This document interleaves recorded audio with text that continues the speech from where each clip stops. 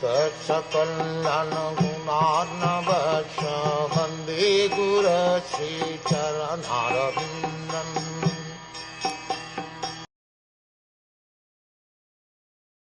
He then explained by divisions acts of charity, the pragmatic activities of a king and activities for salvation.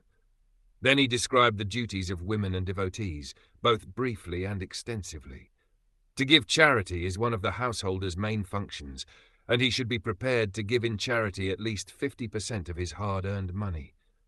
A brahmachari, or student, should perform sacrifices, a householder should give charity, and a person in the retired life or in the renounced order should practice penances and austerities. Those are the general functions of all the ashrams or orders of life on the path of self-realization. In the brahmachari life, the training is sufficiently imparted so that one may understand that the world as property belongs to the Supreme Lord, the personality of Godhead. No one, therefore, can claim to be the proprietor of anything in the world. Therefore, in the life of a householder, which is a sort of license for sex enjoyment, one must give in charity for the service of the Lord. Everyone's energy is generated or borrowed from the reservoir of energy of the Lord. Therefore, the resultant actions of such energy must be given to the Lord in the shape of transcendental loving service for Him. As the rivers draw water from the sea through the clouds and again go down to the sea, similarly, our energy is borrowed from the Supreme Source, the Lord's energy, and it must return to the Lord. That is the perfection of our energy. The Lord, therefore, in the Bhagavad Gita says that whatever we do, whatever we undergo as penance, whatever we sacrifice, whatever we eat or whatever we give in charity must be offered to Him, the Lord. That is the way of utilizing our borrowed energy. When our energy is utilized in that way, our energy is purified from the contamination of material inebrieties, and thus we become fit for our original natural life of service to the Lord.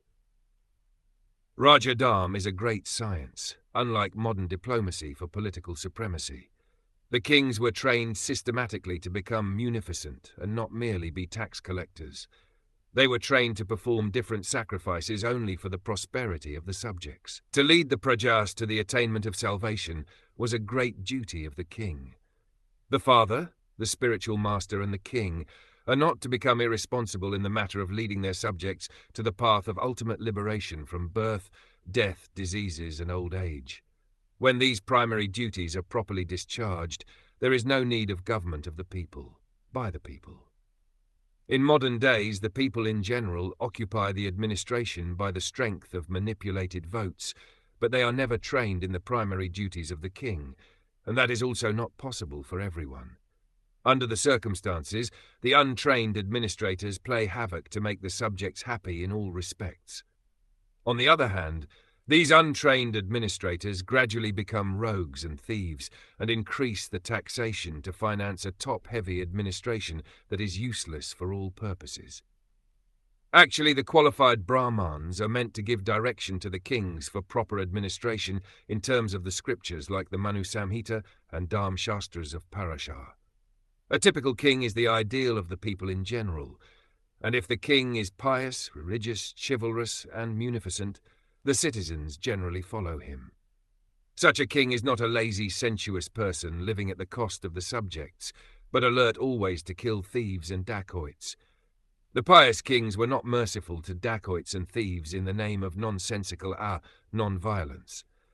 The thieves and dacoits were punished in an exemplary way so that in the future no one would dare commit such nuisances in an organized form. Such thieves and dacoits were never meant for administration as they are now. The taxation law was simple. There was no force, no encroachment. The king had a right to take 1/4 of the production made by the subject. The king had a right to claim 1/4 of one's allotted wealth. One would never grudge parting with it because due to the pious king and religious harmony there was enough natural wealth, namely grains, fruits, flowers, silk, cotton, milk, jewels, minerals, etc., and therefore no one was materially unhappy. The citizens were rich in agriculture and animal husbandry, and therefore they had enough grains, fruits, and milk without any artificial needs of soaps and toilets, cinemas and bars. The king had to see that the reserved energy of humanity was properly utilized. Human energy is meant not exactly for fulfilling animal propensities, but for self-realization.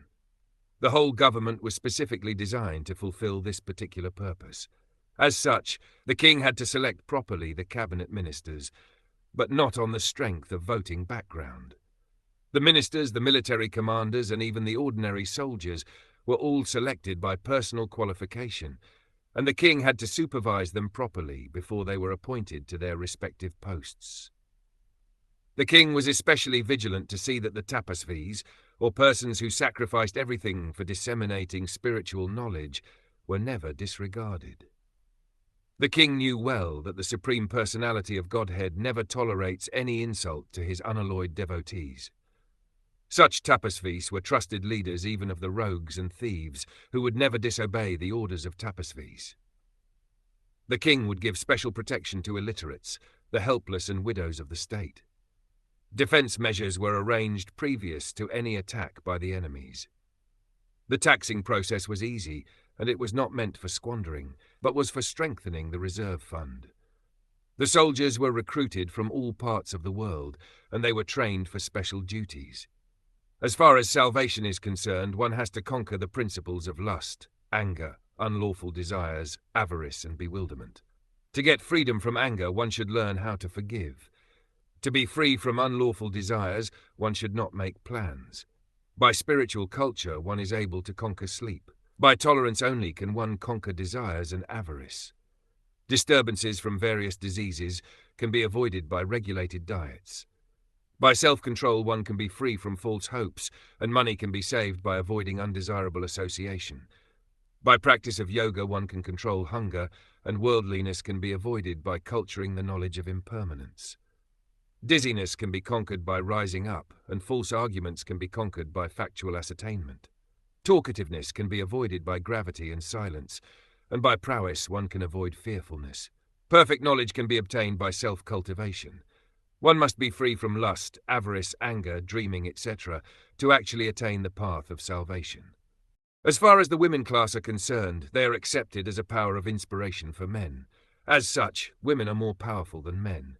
Mighty Julius Caesar was controlled by a Cleopatra. Such powerful women are controlled by shyness.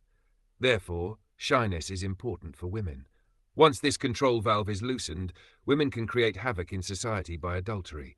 Adultery means production of unwanted children known as Van Sankar, who disturb the world. The last item taught by Bhisma was the process of pleasing the Lord.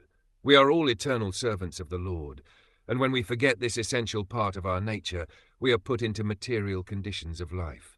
The simple process of pleasing the Lord, for the householders especially, is to install the deity of the Lord at home. By concentrating on the deity, one may progressively go on with the daily routine work. Worshipping the deity at home, serving the devotee, hearing the Srimad Bhagwatam, residing in a holy place and chanting the holy name of the Lord are all inexpensive items by which one can please the Lord. Thus the subject matter was explained by the grandfather to his grandchildren.